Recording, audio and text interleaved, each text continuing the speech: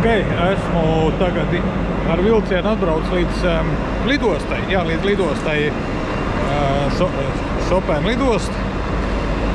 Līdz lidojumam man ir tālu, bet vienkārši jau apnikās pa pilsētu, blandīties. Es tā čiliņā. Tagad jāsaprot, kur ir jāiet.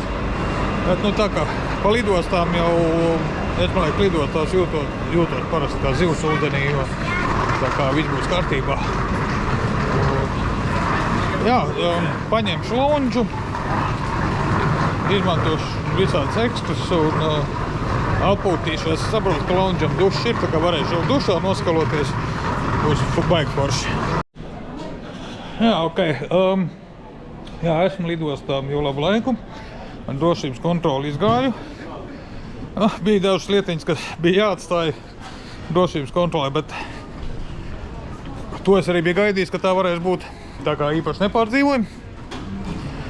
Jā, izmanto lounžu piedos tā kā cūka, vairs nelien iekšā, bet zin kā, pa brīvu, ja pa brīvu, tad pa brīvu. Bet jā, kas mums pa lietu? Mums ir paziņots, ka lidojums aizkavējās. Jā, lidojums aizkavējās. Bija paredzēts uz 17:50. Jā, bet ir 19:10. Lidost šeit ir jauka, gaiša, diezgan plēnspotteriem draudzīga. Varam pieiet pie loga, ja, pavērot, kā tas viss izskatās.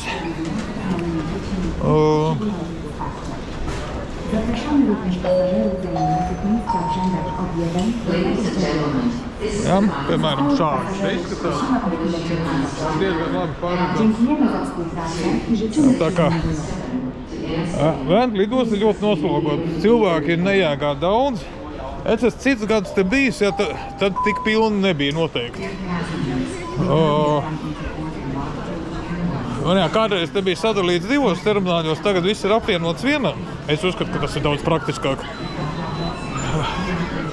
Jā, nav nekāds baigais arhitektūras šedevrs tā lidosta.